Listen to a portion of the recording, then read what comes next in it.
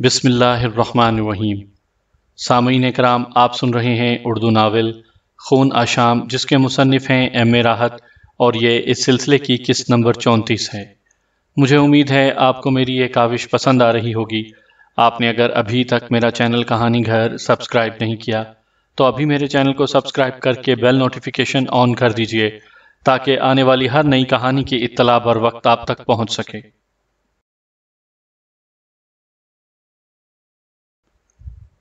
نہیں چتر بنس مہاراج، ہم اسے مہان نہیں کہہ سکتے جو کسی دوسرے کا دست نگر ہو۔ آپ نے جو کچھ کیا ہے یہ وہ تھا جو میں نہیں کر سکتا تھا۔ ہاں، تم چاہو تو کہہ سکتے ہو، لیکن سچ مچ تم مہان ہو۔ تمہارے جیون کی اور بھی کتھائیں ہوں گی، لیکن بس جو کچھ تم نے بتایا اتنا ہی کافی ہے۔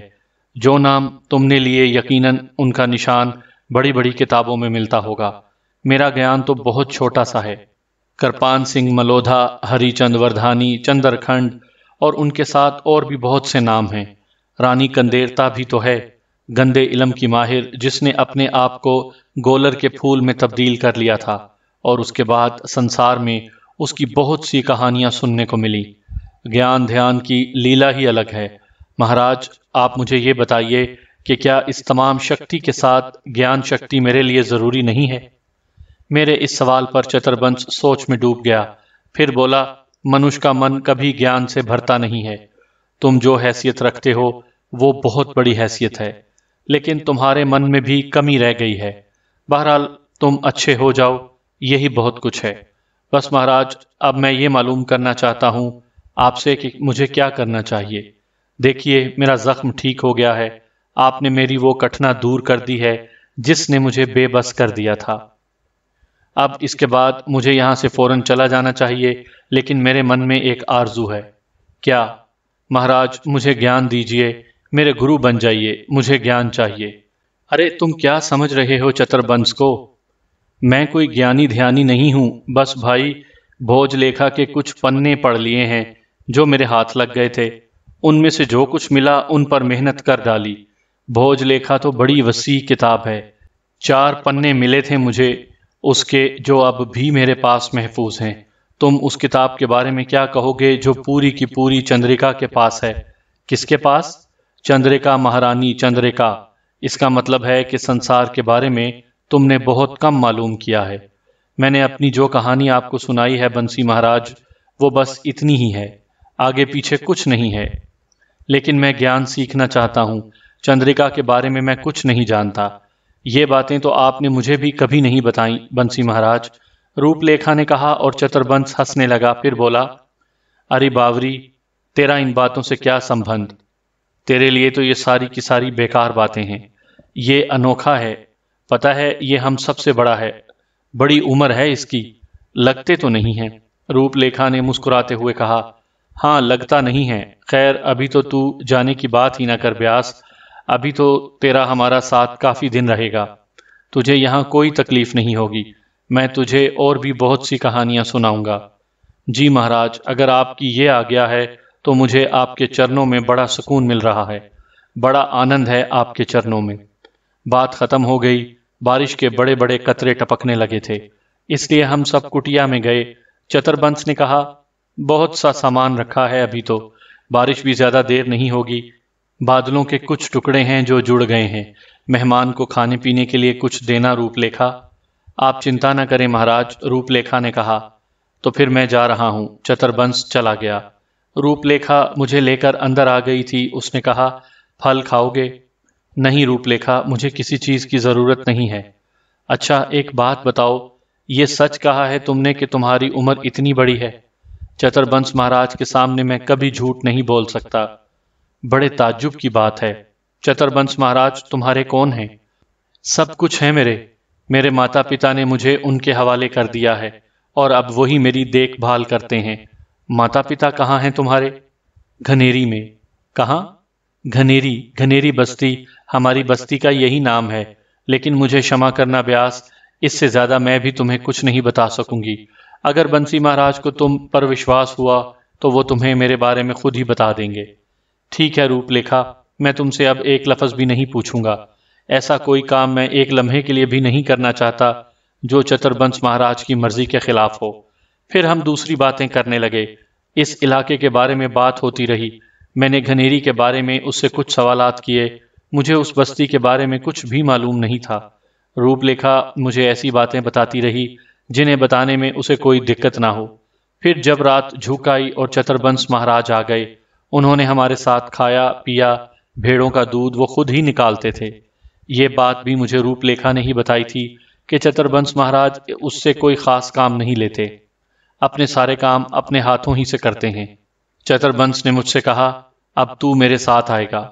روپا بٹیا، تو اپنے کام سے کام رکھ، رات کو یہ میرے پاس ہی رہے گا، بہت سی باتیں کرنی ہیں مجھے اس سے۔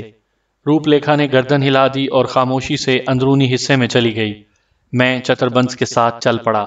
ایک پہاڑ میں بنے ہوئے ایک غار میں چتربنس نے اپنا ٹھکانہ بنا رکھا تھا، اور یہ غار یہاں سے زیادہ دور نہیں تھا، بس تھوڑا سا اس جگہ سے نیچے اترنا ہوتا تھا۔ اسی پہاڑی ٹیلے کے اندر یہ غار بھی بنا ہوا تھا، جو زیادہ وسیع نہیں تھا۔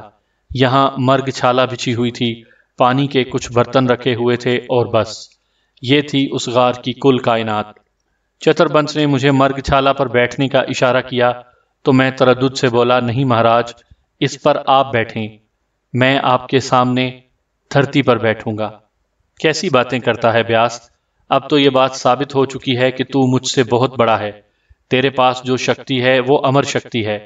میں آج ہوں، کل نہیں ہوں گا، مگر تو نہ جانے کہاں تک پہنچے گا۔ آپ اس مرگ چھالا پر بیٹھیے مہاراج، اگر ایسا نہ ہوا تو میرا مقصد پورا نہ ہو سکے گا۔ مقصد؟ ہاں، کیا مقصد ہے تیرا؟ آپ سے کچھ سیکھنا، میں نے کہا۔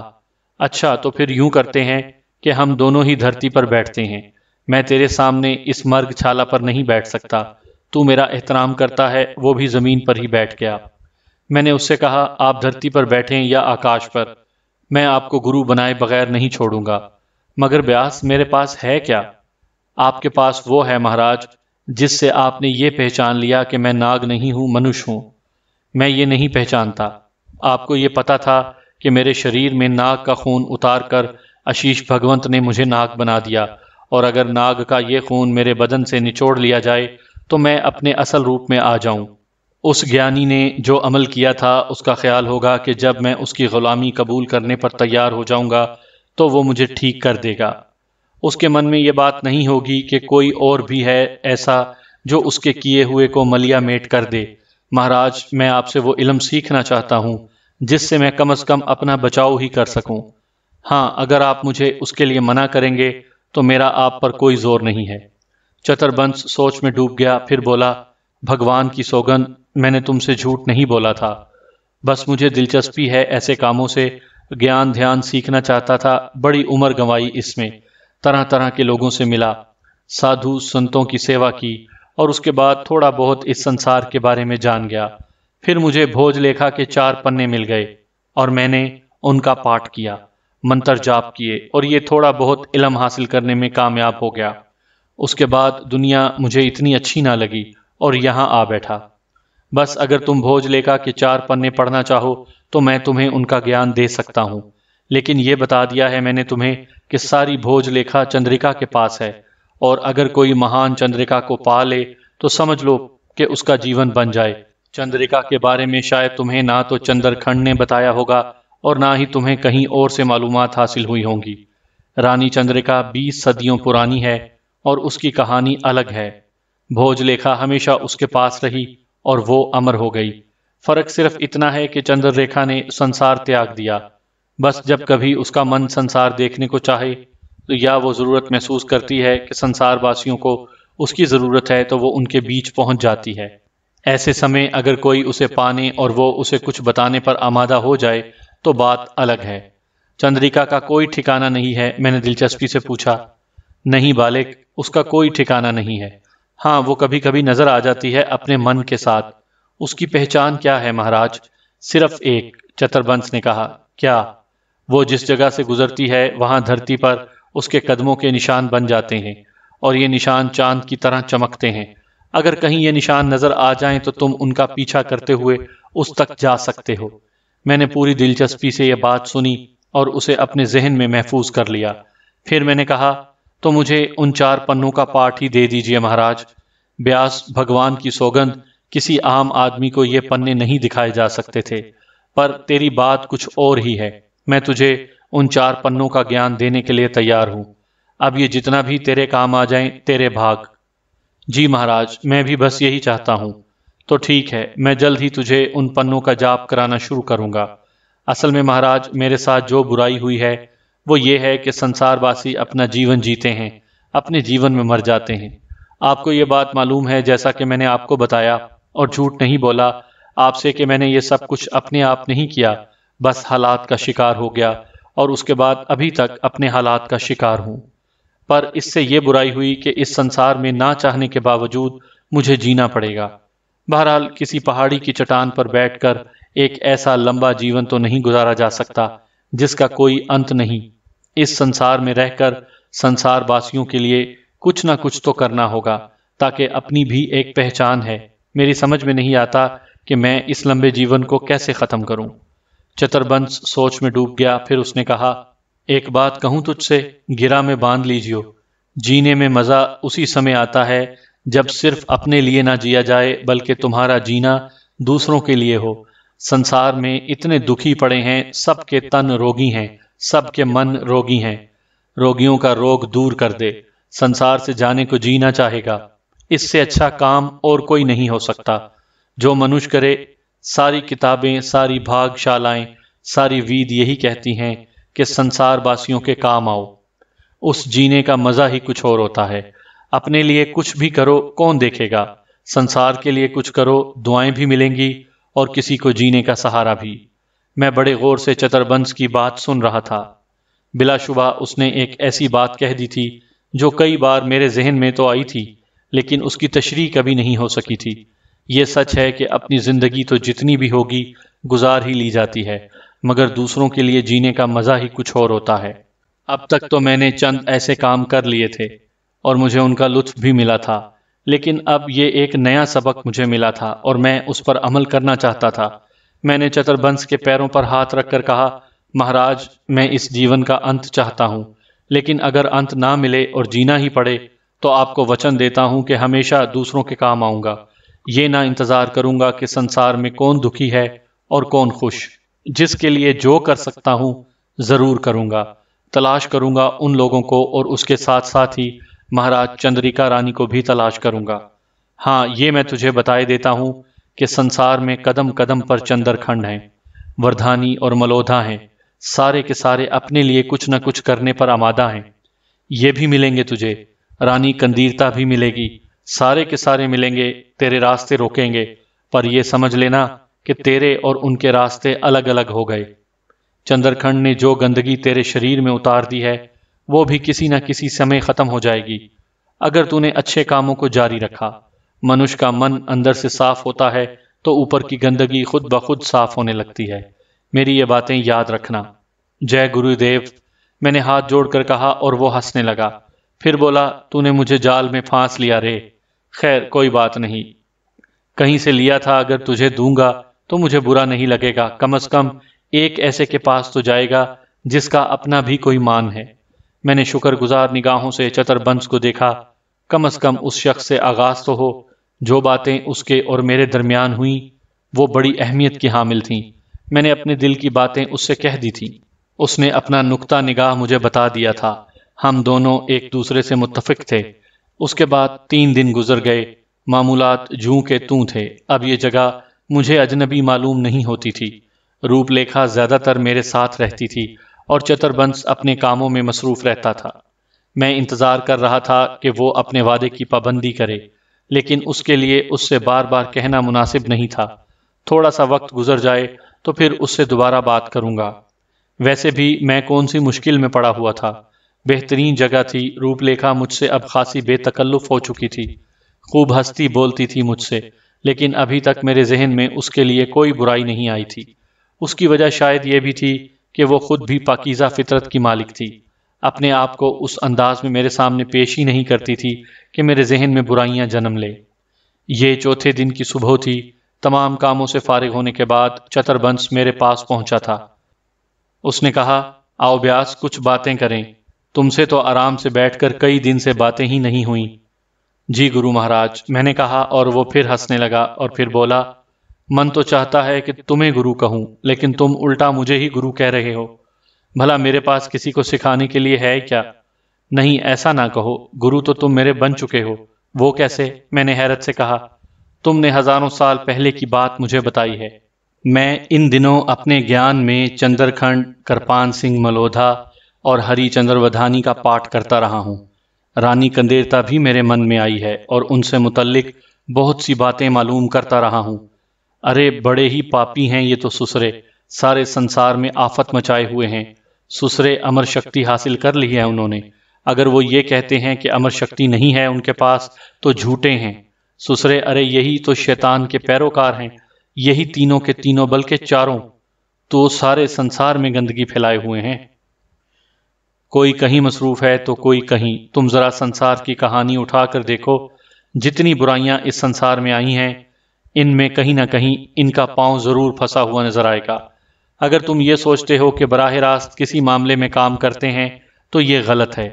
ان کے چیلے چاٹے مصروف عمل ہیں جن کے اوپر ان کا قبضہ ہو جائے بس پھر اس کی کیا پوچھو۔ سنسار کا سب سے بڑا دشمن بن جاتا ہے وہ، اور سوچتا ہے کہ میں سنسار کا بہت بڑا ہوں۔ بس منش کے من میں جو ایک بھاونا ہے نا، وہ یہ کہ وہ شکتی حاصل کرے، دوسرے اسے اپنے آپ سے بڑا سمجھیں۔ یہی بھاونا منش کو ڈبوئے ہوئے ہے۔ اگر وہ اس کی مخالفت میں سوچنا شروع کر دے تو بھگوان کی سوگن یہ سارا سنسار ایک بار پھر سے سورگ بن جائے اور یہاں پھول ہی پھول کھل جائیں۔ مخالف سوچنا شروع کر دے سے آپ کی کیا مراد ہے مہاراج؟ مطلب یہ کہ وہ یہ سوچے کہ وہ سنسار کا سب سے نیچا آدمی ہے، دوسرے بڑے ہیں، ان کی عزت کرے، ان سے پیار کرے، ان کی سیوا کرے، تو تم خود سوچو کہ اسے کتنی بڑی شکتی حاصل ہو جائے۔ صحیح معنوں میں شکتی مان تو وہی ہے جو دوسروں کے لیے اپنے آپ کو بچھا دے۔ سامعین کرام، آپ یہ کہانی میرے چینل کہانی گھر پر سن رہے ہیں۔ آپ نے اگر ابھی تک میرا چینل کہانی گھر سبسکرائب نہیں کیا تو ابھی میرے چینل کو سبسکرائب کر کے بیل نوٹیفیکیشن آن کر دیجئے تاکہ آنے والی ہر نئی کہانی کی اطلاع بر وقت آپ تک پہنچ سکے۔ میں نے بڑی عقیدت سے چتر بنس کی یہ بات سنی۔ بات سمجھ میں آنے والی تھی اور دل کو لگ رہی تھی۔ میں نے گردن ہلاتے ہوئے کہا، آپ ٹھیک کہتے ہیں مہاراج۔ تو پھر بتاؤ گرو، تم ہو یا میں؟ نہیں مہاراج، میں اس انداز میں سوچ بھی نہیں سکتا ان باتوں کو جس انداز میں آپ نے انہیں میرے سامنے بیان کیا۔ وہ ہنسنے لگا، پھر بولا، اچھا چھوڑو، آؤ، میں نے تم سے جو وعدہ کر لیا ہے آج میں اسے پورا کرنا چاہتا ہوں۔ اصل میں مجھے क्षमा کرنا، میں دیکھ رہا تھا کہ تمہارے قول اور عمل میں کتنی سچائی ہے۔ تم جو چاہتے ہو من سے چاہتے ہو، یا پھر یوں ہی منہ سے کہہ دیا ہے مجھ سے؟ کیا مطلب؟ میں سمجھا نہیں مہاراج۔ روپ لیکھا اتنی سندر ہے کہ کسی بھی منش کا من اس پر ڈول سکتا ہے۔ میں نے اسے زیادہ سے زیادہ تمہارے قریب رکھا، لیکن جن کے من میں نیکیاں ہوں، اچھائیاں ہوں، وہ فوراً ہی بدی کی طرف مائل نہیں ہوتے۔ روپ لیکھا نے کبھی تم سے اپنے آپ کو عورت ہونے کے بارے میں نہیں ظاہر کیا اور تم نے بھی اسے ایک دوست ہی سمجھا۔ حالانکہ آگ اور پانی کے بارے میں یہ کہا جاتا ہے کہ کبھی ایک ساتھ نہیں رہ سکتے اور اس کا نتیجہ کچھ نہ کچھ ہو کر رہتا ہے، لیکن آگ اور پانی بھی ایک ساتھ رہ سکتے ہیں اگر من میں سچائی ہو۔ میں تمہارا امتحان لے رہا تھا اور تم اس امتحان میں پورے اترے ہو۔ اب میرے پاس جو کچھ ہے میں تمہیں دینے سے پریشان نہیں ہوں۔ آؤ میرے ساتھ۔ وہ مجھے اس جگہ لے گیا جہاں پہلے بھی میں اس کے ساتھ جا چکا تھا، یعنی وہی غار جو اس پہاڑی کے نچلے حصے میں تھا اور جہاں اس نے اپنا مسکن بنا رکھا تھا۔ غار میں اس وقت مدھم سی روشنی پھیلی ہوئی تھی۔ اس نے ایک دیوار میں ہاتھ ڈال کر کچھ نکالا اور ایک بوسیدہ کتاب کے 4 اوراق میرے سامنے کر دیے۔ کتاب کسی ایسے کاغذ پر لکھی گئی تھی جسے کاغذ نہیں کہا جا سکتا تھا کہ وہ درخت کا کوئی پتا ہے، اور نہ یہ کہا جا سکتا تھا کہ وہ کسی جانور کی کھال کی جھلی ہے۔ بس یوں لگتا تھا جیسے کسی پرندے کے بڑے بڑے پر ہوں۔ یہ پر 4 کی تعداد میں تھے اور اس نے انہیں میرے ہاتھ میں تھما دیا۔ یہ بھوج لیکھا کے 4 پتے ہیں جن کے بارے میں میں نے تمہیں بتایا تھا، اور یہ بھی کہا تھا کہ میں نے تم سے کہ میں جھوٹ نہیں بولتا۔ میں نے عقیدت سے ان کاغذوں کو اپنے ہاتھ میں لیا۔ بھوج لیکھا کے بارے میں وہ جو کچھ بتا چکا تھا وہ بہت بڑی چیز تھی۔ رانی چندریکا جس کا حوالہ اس نے دیا تھا وہ بھی میری نگاہوں میں ایک پر اسرار شخصیت تھی۔ کیا کبھی میں اس کا کھوج پانے میں کامیاب ہو جاؤں گا؟ اس دوران میں نے بارہا سوچا تھا۔ باہر طور میں نے وہ چاروں کاغذ اپنے ہاتھوں میں لے لیے تو اس نے کہا، اور اب تمہیں انہی کے مطابق اپنے جاپ شروع کرنے ہیں۔ جی مہاراج، دیکھو، انہیں غور سے دیکھو، اس نے کہا، اور میں نے ان کاغذوں میں سے ایک کاغذ کو اپنے دونوں ہاتھوں میں سنبھال کر بغور دیکھا، لیکن وہ ایک سادہ کاغذ تھا، اس پر کوئی تحریر نہیں تھی۔ میں نے اسے الٹ پلٹ کر دیکھا اور پھر چاروں کاغذ اس انداز میں دیکھے، پھر حیرت بھری نگاہوں سے چتر بنس کو دیکھنے لگا۔ میں نے کہا، مہاراج، ان پر تو کچھ بھی نہیں لکھا ہوا۔ لکھا ہوا ہے، لکھا ہوا ہے، ان میں سے ایک پتہ لے لو، کوئی ایک پتہ اپنی پسند سے اٹھا لو۔ میں نے اوپر والا کاغذ اپنے ہاتھوں میں لے لیا اور پھر اس نے باقی 3 کاغذ واپس اسی جگہ رکھ دیے۔ جب اس پتے کا پاٹھ کر لوگے نا تو پھر دوسرا لے لینا۔ مگر مہاراج، جلد بازی نہیں کرتے بیاس، جلد بازی نہیں کرتے، آؤ میرے ساتھ۔ وہ مجھے اپنے ساتھ لے کر چل پڑا۔ اس بار مجھے وہ اس جھیل تک لے گیا تھا جس پر پہلی بار میں نے روپ لیکھا کو دیکھا تھا۔ جھیل بہت زیادہ وسیع نہیں تھی، اس کا ایک گوشہ کچھ عجیب سا تھا۔ درخت برابر برابر سر جوڑے کھڑے ہوئے تھے اور اوپر سے ان کے درمیان اتنی چھاؤں ہو گئی تھی کہ آسمان نظر نہیں آتا تھا۔ اس نے کہا، یہ سب سے اچھی جگہ ہے، اب تم یہاں جاؤ، تمہارے لیے سارے انتظامات ہو جائیں گے۔ بیٹھ کر اس پتے کو اپنے سامنے رکھنا اور اپنی آنکھوں کو اس پر جمائے رکھنا اور یہ سوچنا کہ اس پر کچھ لکھا ہوا ہے۔ جب تمہیں اس کا لکھا نظر آ جائے تو اسے پڑھ لینا۔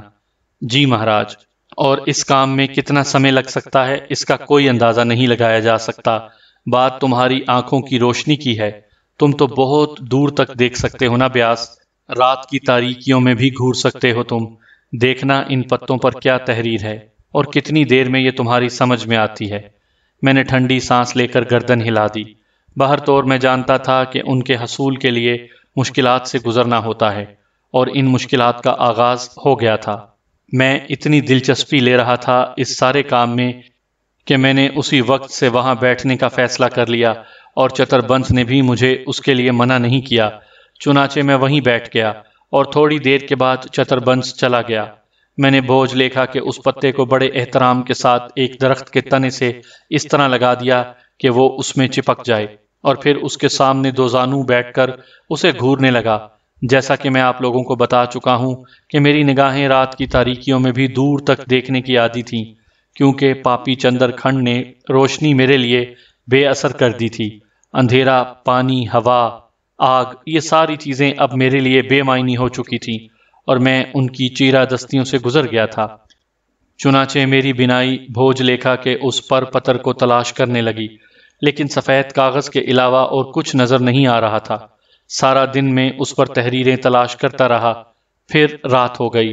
رات کو بھی میں نے اس پر نگاہیں جمائے رکھی تھیں اور پوری طرح اسی طرح میں اسے دیکھتا رہا۔ دوسری صبح مجھے قدموں کی آہٹ سنائی دی تھی۔ خوشبو کا ایک جھونکا میری ناک کے پاس سے گزرا تھا، لیکن دماغ میں کچھ دھندلاہٹ سی پیدا ہو گئی تھی۔ میں نے پلٹ کر بھی نہ دیکھا کہ کون ہے، حالانکہ مجھے اندازہ ہو گیا تھا کہ وہ روپ لیکھا ہے۔ میں اب اس کے سانسوں کی آواز تک محسوس کرنے لگا تھا۔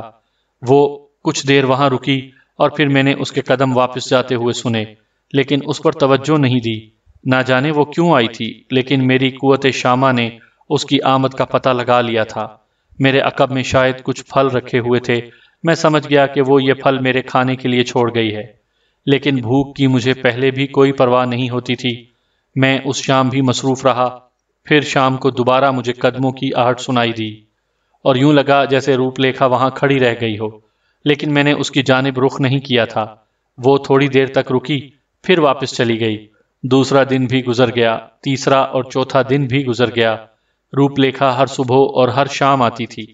نئے پھلوں کی خوشبو مجھے محسوس ہوتی تھی اور وہ واپس چلی جاتی تھی۔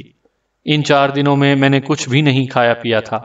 یہ 5ویں صبح کی بات ہے کہ اچانک ہی مجھے سفید کاغذ میں کچھ دھندلی دھندلی لکیریں نظر آنے لگیں۔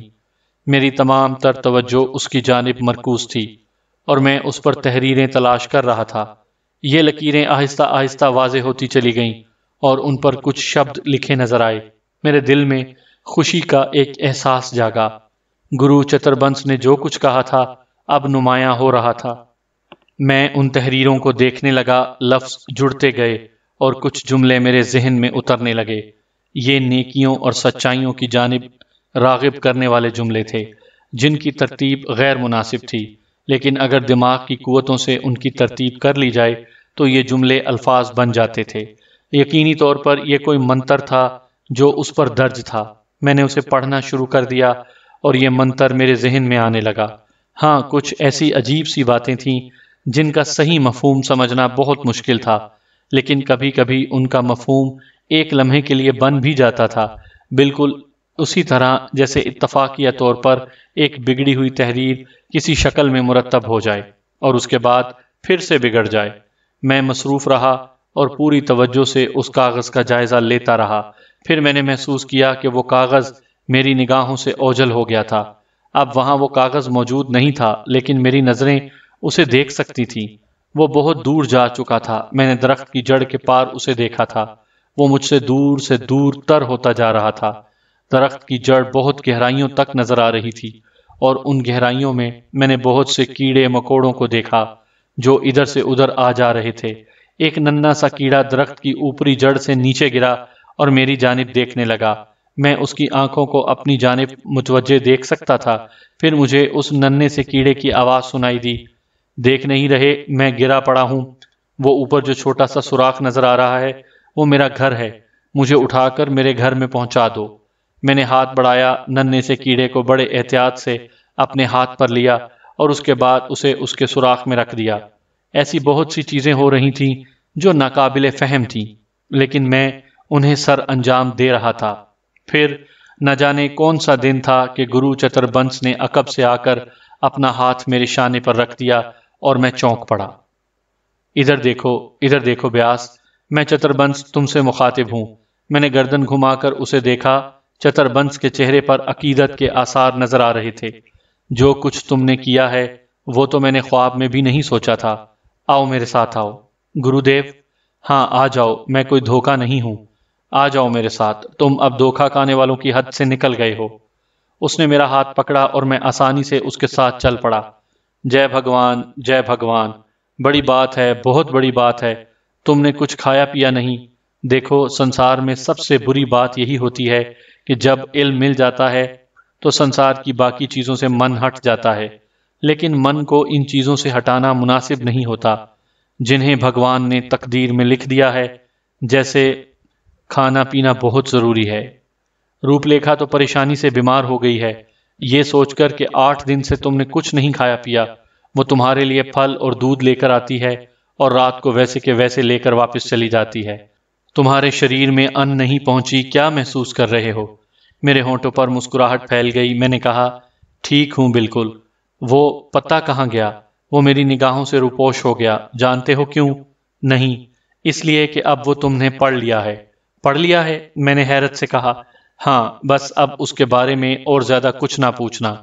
آؤ آج میرے ساتھ کھاؤ پیو، پورا دن بتاؤ، کل میں تمہیں دوسرا پنہ دے دوں گا۔ میں نے خاموشی سے آنکھیں بند کر کے گردن ہلا دی۔ چتر بنس جانتا ہوگا کہ مجھے کیا مل چکا ہے یا کیا نہیں مل چکا۔ باہر طور روپ لیکھا بھی سامنے آئی۔ وہ واقعی بہت پریشان تھی۔ چتر بنس نے اس سے کہا، نہیں روپ لیکھا، اب یہ کھایا پیا کرے گا، اصل میں بات بتانے کی ہوتی ہے۔ میں نے یہ بات اسے بتائی نہیں تھی۔ چتر بنس کے انداز سے پتا چلتا تھا کہ اس نے یہ الفاظ یوں ہی کہے ہیں۔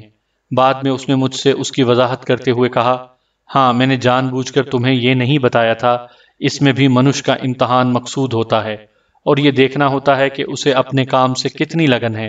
ویسے سچ کہوں بیاس، اب تو میں خود تمہارا متوالا ہو چکا ہوں۔ تم جو کام بھی کرتے ہو اس سے مجھے شانتی ہی ملتی ہے۔ کتنی آسانی سے تم نے اس پنے کا پاٹھ کر لیا، حالانکہ تمہاری جگہ کوئی اور ہوتا تو سالوں لگ جاتے اسے، اور وہ یہ سب کچھ نہ جان پاتا۔ میں نے خاموشی سے اسے دیکھا۔ میرا دل چاہتا تھا کہ جلد ہی دوسرا کاغذ میرے سپرد کر دیا جائے، اور چتر بنس نے بھی اس میں دیر نہ لگائی۔ اس نے دوسرا کاغذ مجھے دیا تو میں نے بڑے احترام سے اسے لے لیا اور پھر اس سے پوچھا، اب جاؤں مہاراج؟ ہاں جاؤ، لیکن کھانے پینے پر دھیان ضرور رکھنا۔ جی مہاراج، میں نے جواب دیا۔ بالکل اسی انداز میں نے اس دوسرے کاغذ کی گہرائی میں بھی اترنا شروع کر دیا۔ روپ لیکھا کی خوشبو مجھے محسوس ہوئی تھی، لیکن معمول کے مطابق میں نے اس کی جانب گردن نہیں گھمائی اور اپنے کام میں مصروف رہا۔ وہ بھی کچھ بولی نہیں تھی۔ یہ دوسرا کاغذ پہلے کاغذ کی نسبت بہت جلد مجھ پر واضح ہو گیا اور مجھے اس کی تحریریں نظر آنے لگیں۔ میرے ہونٹ ان تحریروں کو بدبدانے لگے۔ میں ان کی گہرائیوں پر غور کر رہا تھا، ان الفاظ کو میں اپنے اندر اتار رہا تھا۔ پھر میں نے دیکھا کہ میرے سامنے کچھ سائے گردش کرنے لگے ہیں۔ یہ انسانی سائے تھے، عجیب و غریب پرچھائیاں۔ درخت میری نگاہوں سے اوجھل ہو گئے تھے اور میں درختوں کے عقب میں دور دور تک دیکھ سکتا تھا۔ یہ سائے اسی سمت آ جا رہے تھے، لیکن ان کے چہرے واضح نہیں تھے۔ میں نے ان سے پوچھا، کون ہو تم؟ جواب میں انہوں نے گردن خم کر دی، لیکن منہ سے کچھ نہ بولے۔ مجھے بتاؤ تم کون ہو؟ لیکن انہوں نے کوئی جواب نہیں دیا۔ سامعین کرام، آپ سن رہے تھے اردو ناول خون آشام، جس کے مصنف ہیں ایم اے راحت، اور یہ اس سلسلے کی قسط نمبر 34 تھی۔ مجھے امید ہے آپ کو میری یہ کاوش پسند آ رہی ہوگی۔ آپ نے اگر ابھی تک میرا چینل کہانی گھر سبسکرائب نہیں کیا تو ابھی میرے چینل کو سبسکرائب کر کے بیل نوٹیفیکیشن آن کر دیجئے تاکہ آنے والی ہر نئی کہانی کی اطلاع بر وقت آپ تک پہنچ سکے۔